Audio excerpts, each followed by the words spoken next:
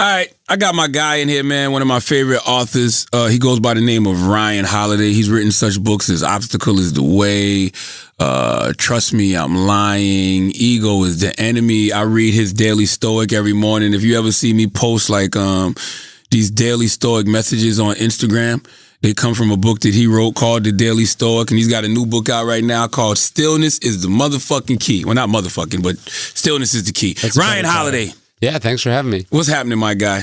Not much, just good to be here. What is the importance of stillness, man, especially in today's society? I think stillness is where all the good stuff in life comes from, whether it's like at home or whether you're doing your work. Nobody does good work, makes good decisions, is happy when they're overwhelmed, when they're overworked, when they're reactive, when they're being... and whether that's being reactive to external stuff or just like the shit you got going on inside. It's impossible. It's impossible to be still then. Yeah. In today's society. Yeah, we certainly don't have a world that's designed to encourage stillness. But I mean, it's always been super hard. I mean, people don't like being alone with their own thoughts. So that's why they invade other countries or try to invent things or, work, because they're afraid of looking in the mirror or looking inside. So you feel like everybody feels that way? Everyone struggles with it in some form or another, I think. And it's just like for people who are out like doing real stuff, the importance of it is greater. You know what I mean? Like if you're just selling insurance in a small town, okay, the stillness isn't costing you that much. It's just probably just costing you personally. If you play sport, if you play professional sports or you perform at the highest level, or if your job depends on creativity and breakthroughs, like if you're not able to slow things down and really look clearly and really analyze what's happening, how you're going to get your lunch eaten. So let me ask you a question. If stillness is the key to happiness, how come people who, I guess, are just bums, right? Like that don't have a care in the world, you know what I'm saying? Live with their mom, their dad, and like they don't have a desire to do anything more. Like they just going through life. Why aren't they necessarily more happy? Are the happiest people? Yeah. I think when you're leaving potential on the table, there is like a lot of nagging doubt and insecurity. I think if you know you're wasting your life and it's like ticking away, I think that's causing all sorts of existential dread. What if you don't feel that way? What if you really don't feel like you're wasting your life? You just like, this is just life. But I think deep down you feel it. That's why you don't want to turn off the TV. Because if you stop, you are forced to see yourself. Got you. You know what I mean? Yeah. I think that's why they say so much angry shit on the internet. Those people. It gave them an outlet. Yeah, because they're really bitter. Deep down, they're really bitter and resentful. You say on the inside panel of the book that stillness can be cynically confused for idleness. Yeah. So how can you decipher the difference? Well, we think stillness is just laying around. Like when you think stillness, you think not doing anything. But I think when you're still, you're actually doing the really important stuff. You know what I mean? Like even meditation, which I'm not a big proponent of, but like the person looks like they're not doing anything, but actually they're exerting all sorts of self-control. You know what I mean? Like it's hard to sit there and not have your thoughts just run like crazy. That takes work, man. Yeah. So what does stillness look like? Like what is that? For people that are listening right now, they're like, what the fuck is stillness? Does that mean just sit in one spot? Like what does stillness look like? I think it manifests itself in a bunch of different ways, but like to me, I think so. It's like presence. Like when you're like, for me, I'm sitting there writing. I'm not thinking about anything else. I'm like all in on this task in front of me. That's one of them. Stillness is like when you're really playing with your kids. Do you know? Like you're not thinking of anything else. You're just like, this is what we're doing. We're sitting here playing in the sand, enjoying the moment. Yeah, stillness is when you're on a walk in a park and you're actually seeing what's around you. It's not. You're not distracted. You're actually seeing and experiencing what's going on. Stillness is when you've got 30 opportunities being thrown at you and you're able to sort of go, who do I actually want to be? What do I actually want to do? What gets me closer to where I want to be? Ooh. Like stillness to me is like the batter, looking at the pitcher and deciding like which pitches to not swing at, you know? Yeah. But most of us were just like, we think like success in life is like swing, swing, swing, swing.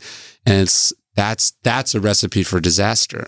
Expound on that a little bit, because I think a lot of people feel like the more opportunities that come your way, you should take every opportunity, and that's what success is. But to me, just being busy for the sake of being busy is not success. No, like when I talk to people and they're like, the other day I was like on some phone call with someone and we were going to do something together, and like the call was scheduled for like 4:50. I was like, you're scheduling down to like 10 minutes. Like, it's not like we got on the phone at 4:50. Like, we scheduled it, not for 4:30, not for 5. They were scheduling down to like 10-minute blocks. I was like, that sounds like a not fun life. You know what I mean? Like, because a friend of mine is a psychologist. He worked for the Mets for a long time. And he was telling me this, like, when you're starting baseball, they like, especially guys from the Dominican, they're like, you don't walk off the island, meaning like you swing off the island, right? Like you get there because you swing at pitches and you hit the ball. Because then you get to the majors and now it's all about plate discipline, right? Like the pitcher's trying to trick you into swinging at pitches you can't hit. And so the key is like, oh, that is almost a good pitch, but it's not the right pitch. You know, I could write any book I want, but what's the right book? You know, what if this is my last book, am I doing it the right way? Am I, you know, there, we were talking about this. It's like you could do lots of different ideas, but the difference between the right idea and the almost right idea could be millions of dollars, or it could be the difference between hitting your audience and nobody caring. And so you got to have that discipline. Yeah, that's the point I think I'm at in my life right now. Like, you know, it's tons of opportunities out there. And back in the day, I would have just grabbed everything, everything. You know what I mean? Because I remember, you know, hearing Kevin Hart say back in the day how he just didn't turn anything down. Yeah. You know, and now I'm at that point where I don't want to do everything. I want to sit still and do the right thing. Yeah. And like, what is success? What good is success if you can't say no? Yeah. Do you know what I mean? Like, isn't the whole point of success? To me, success and autonomy are the same word. You know what I mean? Like if becoming more successful means I have less freedom, then I'm actually less successful. You know, like if I can't say no because either like some insecure part of me is like afraid of being irrelevant or whatever, because I say no, that's not success. Or if success is like, you know, you hear people complaining, like, I got to go do this. I got to go do this. You know, the company says I have to, or that's like a shitty place to be, you know? Is that the same as saying I'm a slave? Somebody's a slave to their urges? Yeah, I mean, I think there's a lot of people who are they're not slaves to their career, but they're slaves to sex, or they're slaves to social media, or they're slaves to their ego. Look at, like, people go like, why can't Donald Trump not tweet? Why can't, it's like, he does not have a choice. It's not the profession, but personally, he has no ability to stop. And that is not, he's the most powerful man in the world, but it actually has like the fewest options of anyone in the world because of who he is. I want to get into that, but to me, that sounds like being a slave to relevancy. All of this sounds like being a slave to relevancy. Like if you can't say no to opportunities, or if you constantly got to be on social media, it's just you're a slave to wanting to be that word relevant. Yeah, I mean, look, at the core, Donald Trump is a slave to the attention. He needs attention. And the attention is a cruel mistress because it's like there's an unlimited, so he's chasing it all the time. And I think we know, like, I know people that are like slaves to drama, right? So it's like things are good. And so these are not like public people, but it's like things are good. And because they don't want them to be good, they got to blow up their life. That's why they talk behind someone's back, or they get involved in this, or they jump into other people's business, right? Like, because they can't, life can't be good for them. It's got to be like, you know, the Real Housewives. They're all slaves to drama. Do you know what I mean? But that's television, though, so it's scripted. So actually, the producers and the networks are slaves to drama because they know that's what brings ratings. People like that. Those people exist in real life, and that's a crappy way to live. And what's so funny about those people is they're always like, why is it like this? You know, they're always like, why is my life? Why are people always yelling at me? And it's like, because you can't stop yourself. You know, I told you earlier, one of my favorite chapters in the book is Beware Desire. Yeah.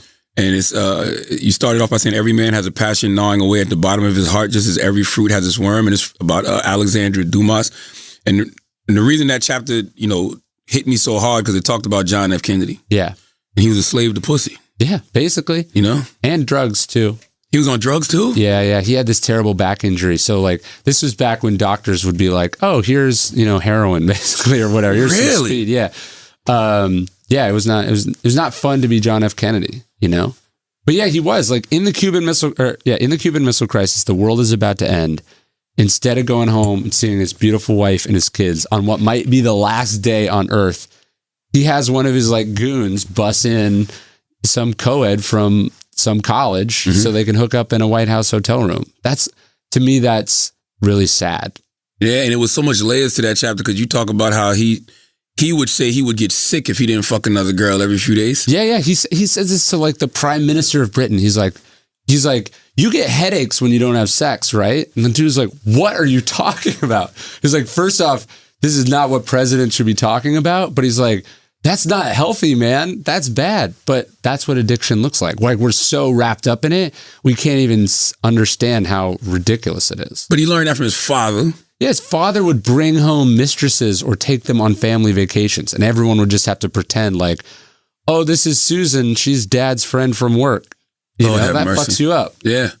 Yeah, I was telling you earlier, like, when I confronted my father with cheating on my mom back in the day, he looked me in my eyes and said, oh, you only got one girlfriend? Yeah. He was like, when you get older, you're going to understand. That shit fucked me up because I always thought from that moment on, I thought having one girlfriend, even though it felt super unnatural to be with 5, 6 different women, I always felt like having one girlfriend, something was wrong with it. Well, Tiger Woods' dad would take his son on golf tournaments, but it was really an excuse for him to go get drunk and cheat on his wife on the road. Mm-hmm. And so it's not that you give Tiger Woods a pass, but it makes more sense why he would blow up his amazing life the way that he did.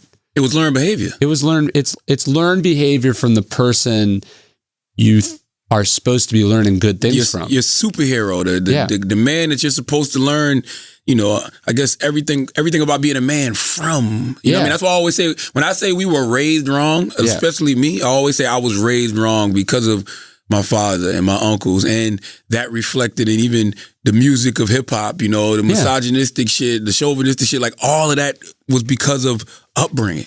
Yeah. And then I think as a father, you got to go like, it doesn't matter what I say. It doesn't matter what my rules are. It doesn't matter what schools I send them to. At the end of the day, like the best thing you can do is just not be a shitty person in front of your kids. Yeah. Or not even, because some dads, they're like, oh, I'm good when I'm around my kids, but in secret, I'm fucking around. It's like, no, you got to be best thing you can do to be a good dad is just like be a good person. Can a person like that ever find stillness? Meaning like you're John F. Kennedy, you're the president, so you present one way. Yeah. But behind the scenes, you move in a whole nother way. Can a person like that ever truly have stillness? I think, I mean, it's Tiger Woods said this. He's like, look, when you're lying and cheating, your life is actually not fun. It might seem fun to other people, but it sucks. Tell me about it. That's why I stopped cheating. Yeah. Who wants to have a secret life? Mm-hmm. So I think it's hard, and you got to be willing to commit to doing work on yourself. And you got to do that. I think most people are not willing to do that work. And you said something in the book, man. You talked about, and I know the feeling. You talk about how you feel after you cheat. Yeah. Like the guilt, the lying, you know what I'm saying? The disloyalty, like, you don't feel trustworthy. You feel like a fucking snake. Yeah. You just finished doing some dirt, then you're going back and laying with this woman that you claim to love, you know what I'm saying? But you bullshitting her. Yeah. And I'm like, that feeling doesn't feel good. Right. So you want to flash forward to that thing, it's like, it's like when people want to buy something really expensive, it's like, think about how you actually feel after you feel guilty. It's like, this wasn't worth it. So don't get caught up in the rush or the desire of the thing.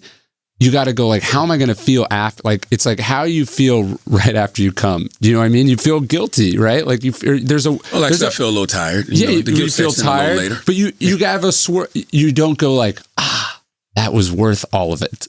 No, that's not the feeling you feel. It is worth it, but not worth all of it. That's what I mean. Yeah. But your mind, as you want, whatever that thing is, whether it's like a Bentley or whether it's that you want to break up with someone or whatever, whatever that thing is, you tell yourself, when I get what I want, it's going to be amazing. The experience is going to be amazing. But that's just how the mind tricks us into like it's good evolutionarily to cheat. Like if that makes sense. What do you mean? Break that down. Well, it's good evolutionary to cheat. Well, so write this down, you cheaters. You can use this at home. Well, this might be a good one. Think about it. Like the more people you have sex with, that's better for your DNA, like the spread of your DNA. So you could see why, like spreading your seed. Yeah, you could see why your genes are like, I'm going to trick Charlamagne into blowing up his life to have one extra kid. That's good over generations. But as far as like your personal happiness, like it's lying to you. Well, hold on now. Let's talk about that a little deeper, right? Like, because think about it. If what you're saying to me is a natural thing. If my genes are telling me to do something, that means it's natural. What keeps me from doing it is legislation, basically. You know what I'm saying? Well, there's this thing called the naturalistic fallacy, where just because it's natural doesn't mean it's right. It's like, think about it. It's natural to be jealous. It's natural to be irrationally angry at thinking someone might be in love with your wife or girlfriend.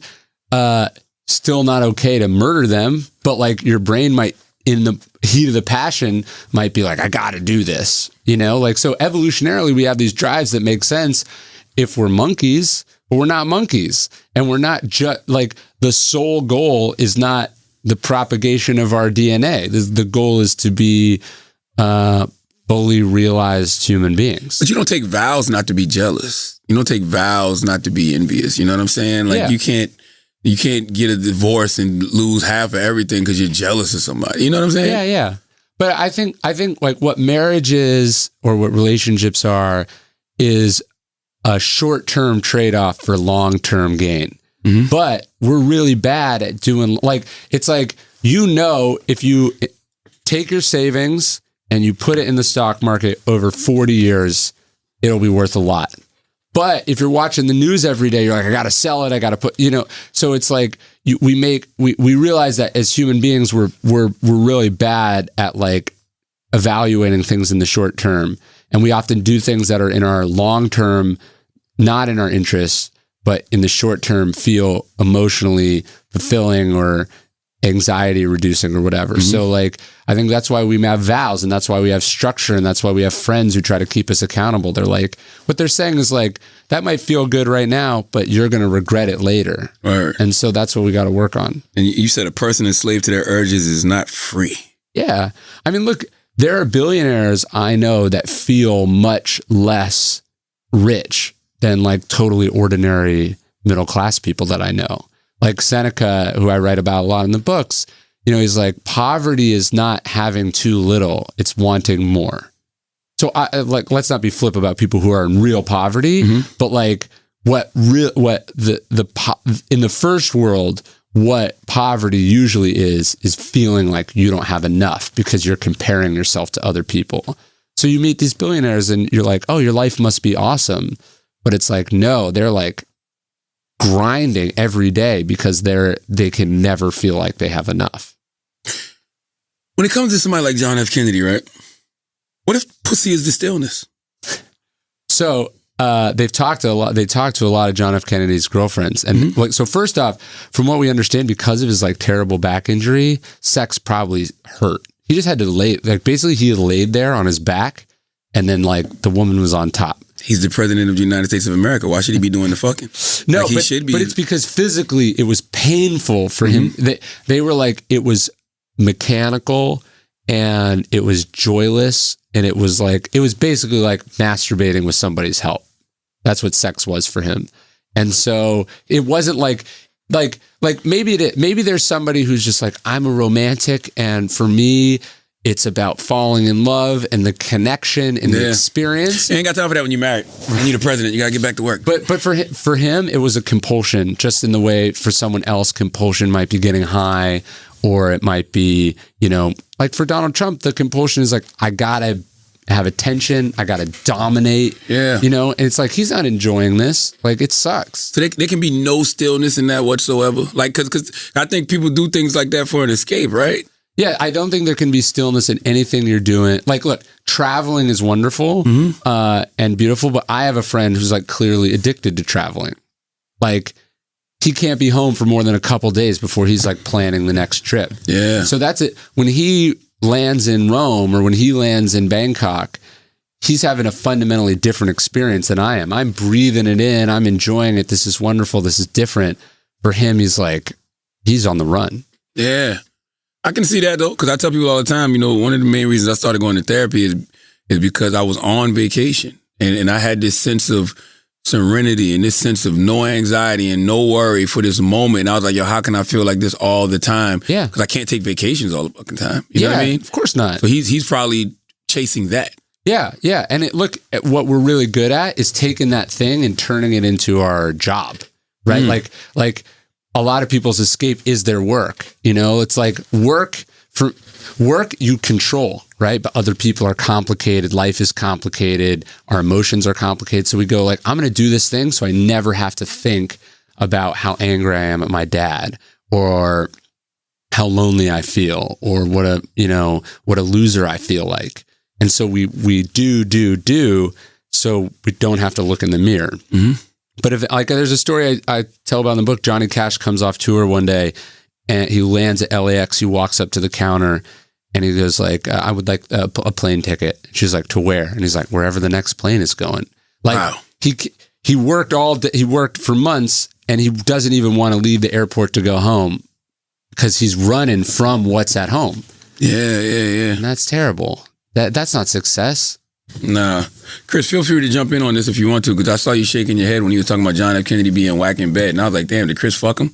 So no, I mean, that's pretty well known. I mean, he was pretty much I guess you would call it an amphetamine addict. And they were also shooting him up with basically you would call it a happy shot, I think is how they described it, where, he had Addison's disease, which...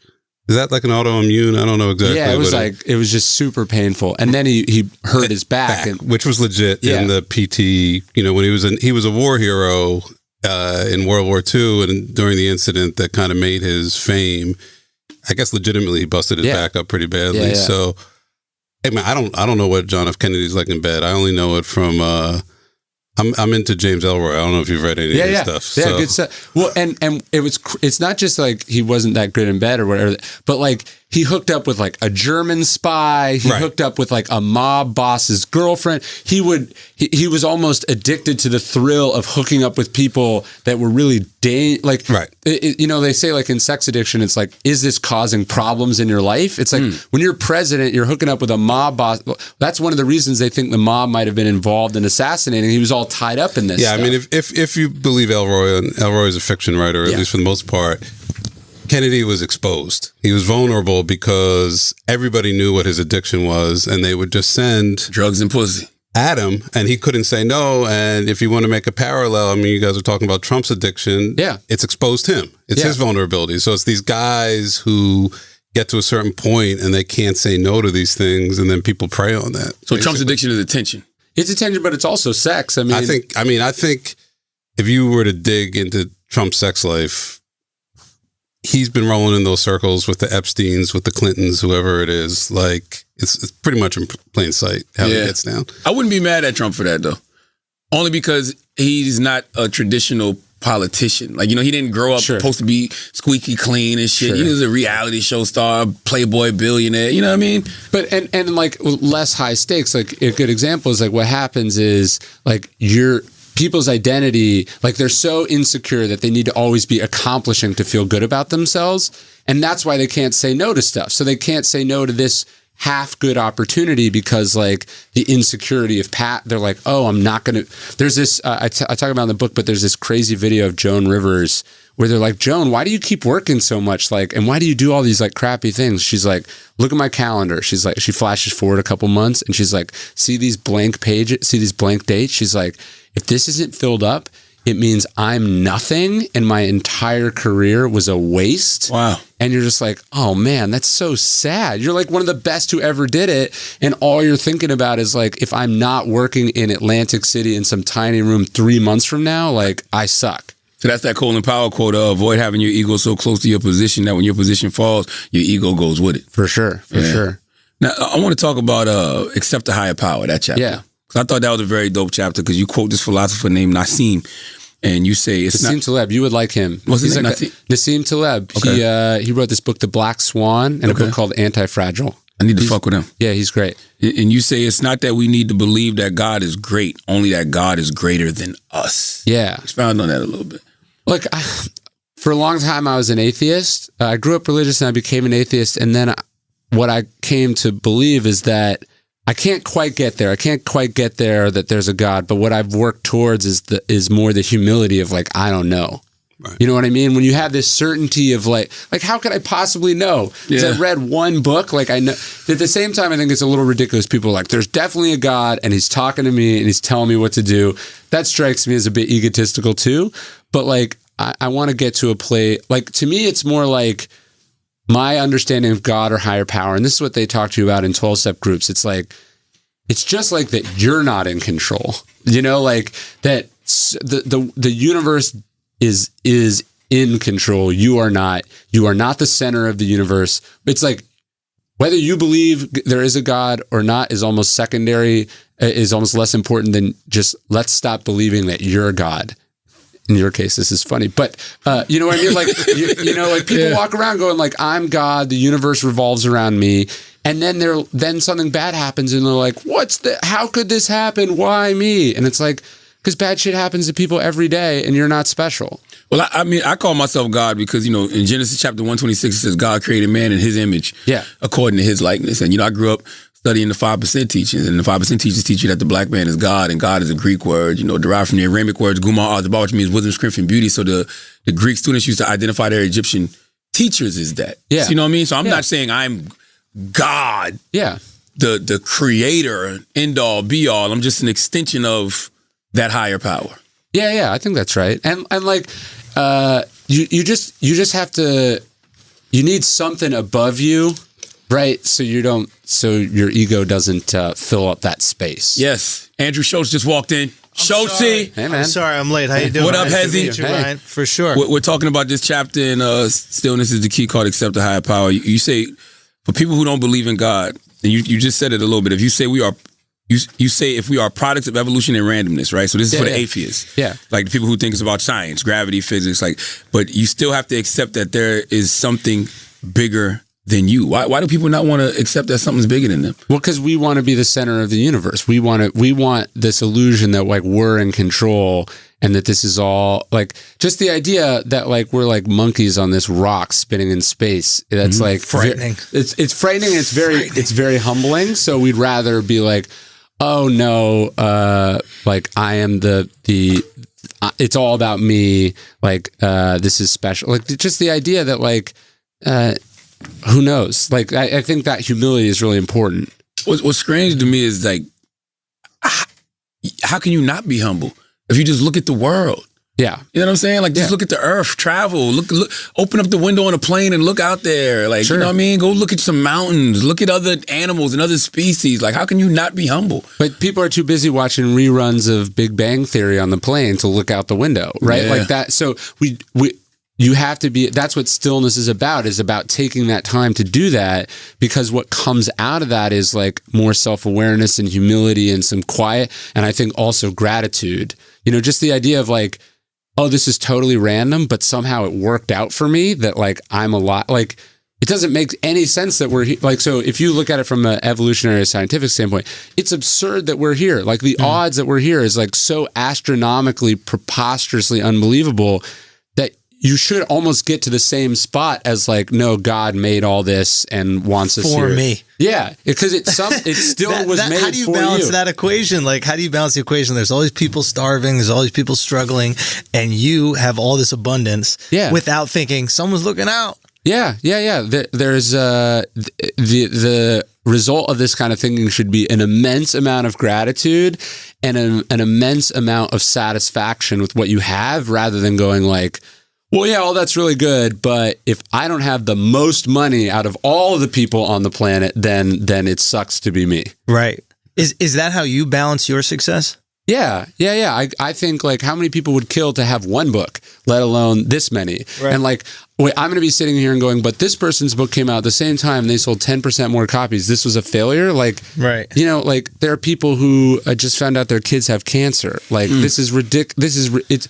Ingratitude is preposterous if you think about it that way. I was thinking more like, I've noticed a theme with your books is kind of like understanding this world that we're in, and like even understanding success. Yeah. And is this your way of trying to like cope with your success? Or you're like, I think so.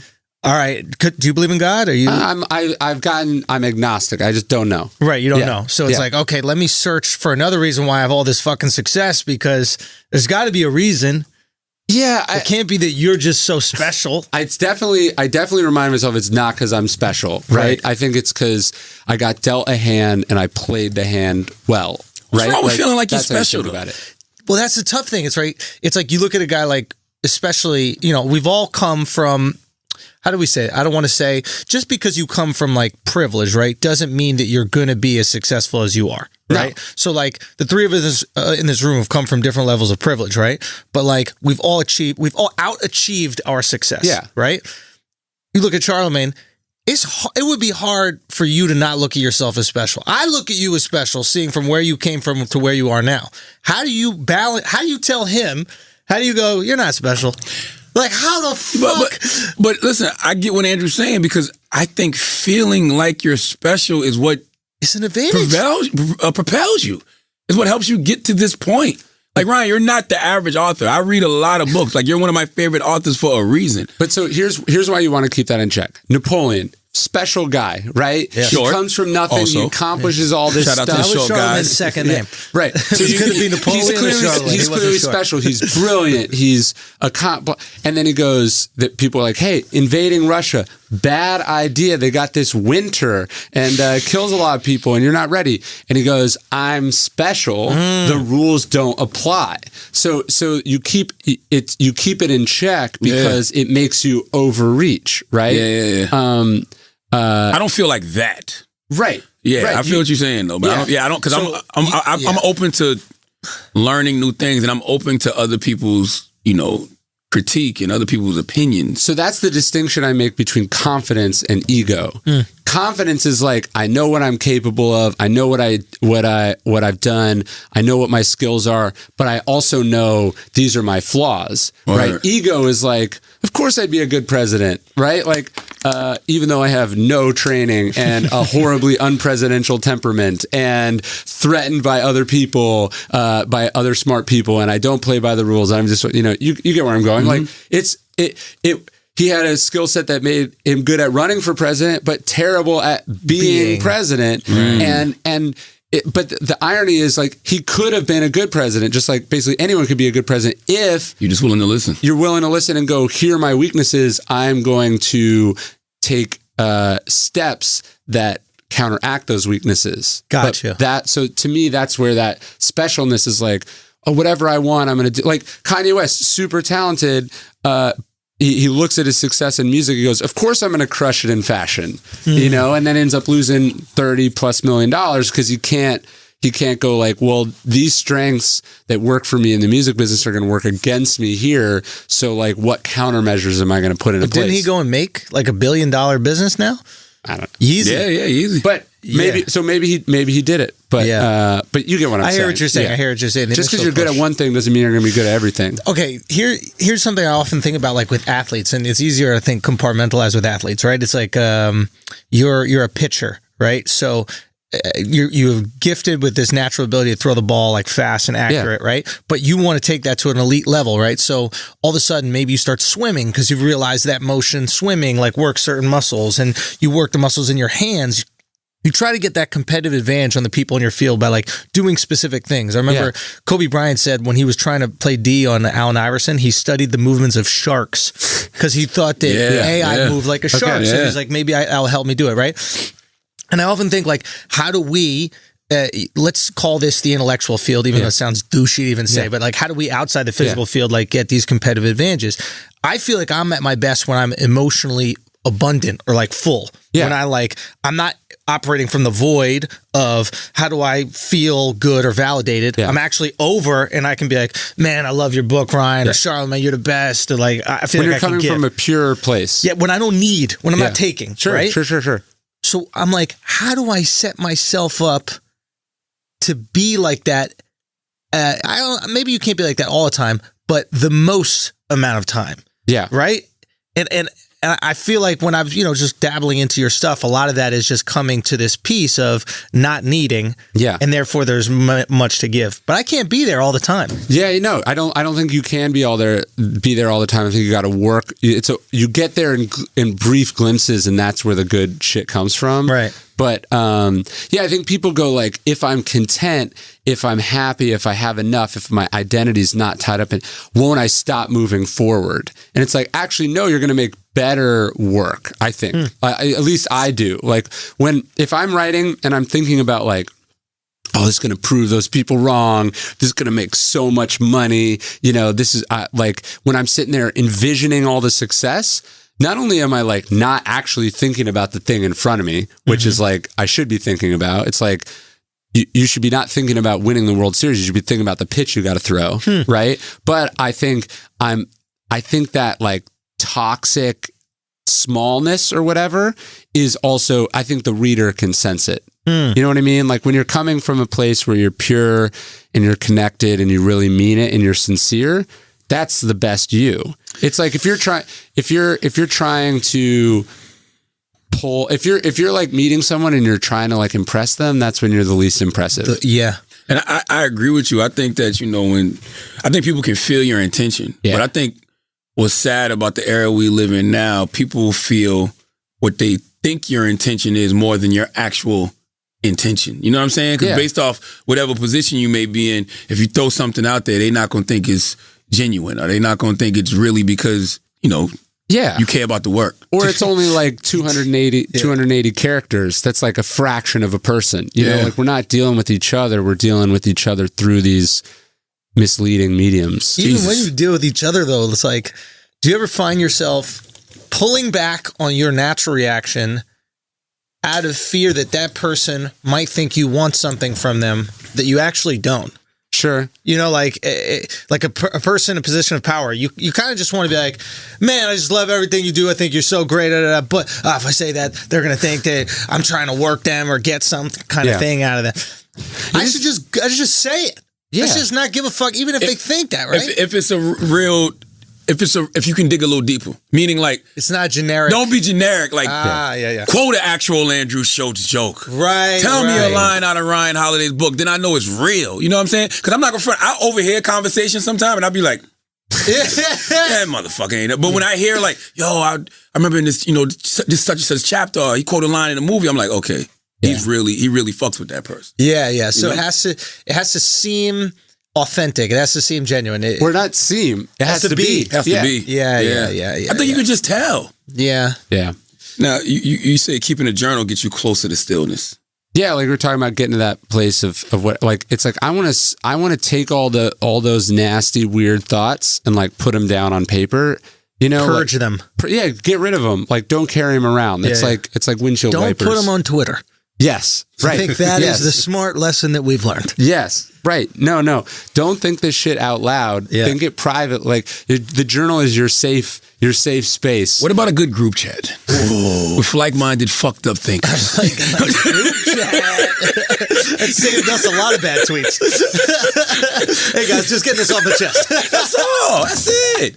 That's all. I just want to know that this one ripped. It was a good reaction. Like that's it. Y'all know it was funny? That's all. You don't need the whole world to know. There's a couple people. That's how our validation matrix has changed. It doesn't need to be Twitter. I think with like athletes, particularly young ones, it's like people. It's like no one said like, "Hey, you can have a thought and you don't have to tell 2 million people." Right. Like you can be mad at someone and keep that to yourself. Yeah. Right. Unless you're doing it like Gucci's doing it probably to get attention. Like if you're doing it like I like when a coach clearly got a technical on purpose to rally the players. Right. Like that I respect. But it's like when you're so jerked around by your emotion, you can't stop yourself from saying something like the Trump, the Trump tweets where it's like, it's so obviously a bad idea, but he cannot not do when it. He was going all caps like Mero. Bro, that's how I know he was going through it when he did all caps, man. I get anxiety when I don't say what I want to say though. Because I'll be beating myself up like, y'all should have said that. I should have said that. Yeah. To me, that's what the journal's for. That's what like your wife is for. Like that's what your friends are for. And then like what you put out in the world, you go like, is this the best version of me? Yeah. It's like, is this who I want to be? You know when it's the worst? When you're on TV and like you're doing like a panel show and you You think of it, but you're like, I'm not gonna say it. And then somebody else says it, and you're like, fuck. Is that ego? Yeah. I think a little bit.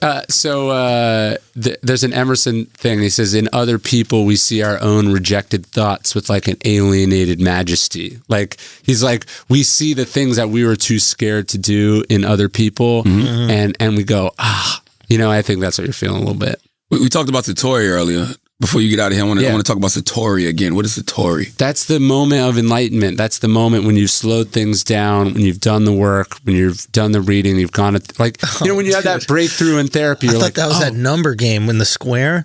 What is that? I don't even know what that is, but I know. Yeah, Sudoku. Yeah. Okay. No, Satori is when you go, I've been doing this for 20 years because I really just want my dad to be proud of me. That's so dumb, like that's what that is. Or you go, this is what makes life like. To me, I have it with moments when I'm a kid. I go, this is happiness. So what I mean? Like, what you call a breakthrough, basically. Yeah, exactly. And I love what you said. You said you cannot get to Satori by focusing on what's obvious or by sticking with the first thought that pops into your head. Yeah. And it makes me think of comedians. Because what makes a good comedian is not focusing on the obvious. You know what I'm saying? Not saying what everybody else is saying. You know what I mean? Yeah. Well, I hear from people they're like, I'm gonna like they'll like dictate a book, right? They're like, these are my thoughts. It's a book, and it's like, actually, no. The book is like it's like the joke is not like I had this idea. Very rarely, I imagine, does a joke come out fully formed. It's you have the idea of the joke, and then it's the process of refining. And you might change out every single word over a 6-month period until you get it down. It's like you distill it down to its absolute essence and best. That's what writing is, and I think that's also like what Satori. It's not just like, I get it. It's this. It's like, no, it's got to be rolling around in your head. You got to talk about it from it's work, man. It's like when they go, a lot, there's these Zen koans where it's like, what is the sound of one hand clapping? What did your face look like before you were born? These are like insane questions, but it's the point of like, you got to think about that for like 10 years and then magically whatever it means comes to you. Why did you start caring about this stuff? What do you mean? Like, why were you drawn to this? I think I'm just trying to figure out what it is. Like I'm just like that's what I do is like what are we here for? What is life? What is life? What's the right way to live? That's what philosophy is about, and that's what I love. Are we figuring out what is life once you have abundance?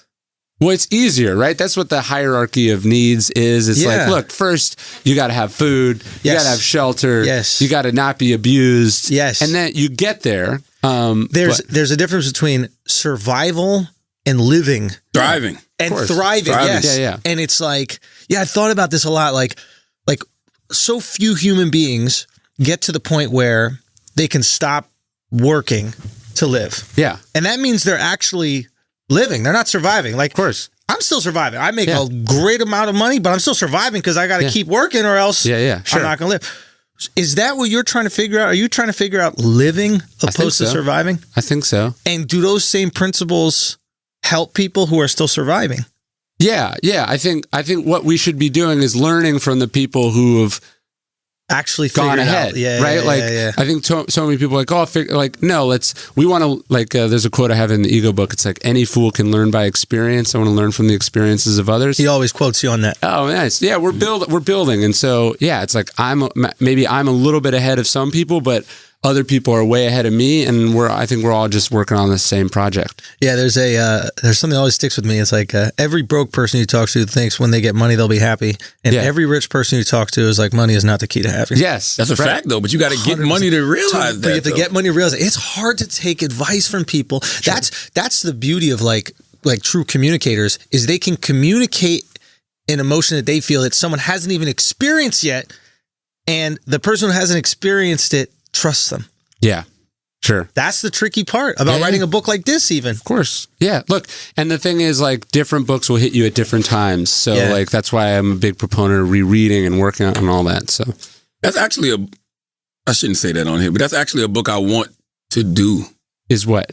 because we always, pick up books based off successful people. You know what I mean? What about the things books about failure? Yeah, what about the things, what about the things you learned from people who didn't just fail, they are real failures, like crackheads. Yeah. You know what I'm saying? No, for real. Like you can learn a lot from crackheads in the hood. Like I want to write something from that perspective, because a lot of times the things that we didn't do is because we saw other people make those mistakes before us. Of course. Oh, dude, you know what I'm saying? There's Chappelle, I think, went early on in his career, he would say he would watch the people that were great at comedy and the people that were bad to find out what not to do and what to do. And I'm sure you do that with radio. I'm sure we all do that if you're really paying attention.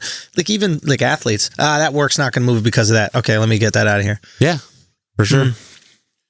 Word. My man Ryan Holiday, Stillness Is The Key is out right now. You can get it wherever you buy books. Give me your Twitters and Instagrams and all that good stuff, Ryan. At Ryan Holiday, pretty much everywhere, and then at Daily Stoic. And Oh yes, the Daily Stoic. You know, I read the Daily Stoic every single morning. Like that's one of 3 affirmations that I take in every morning.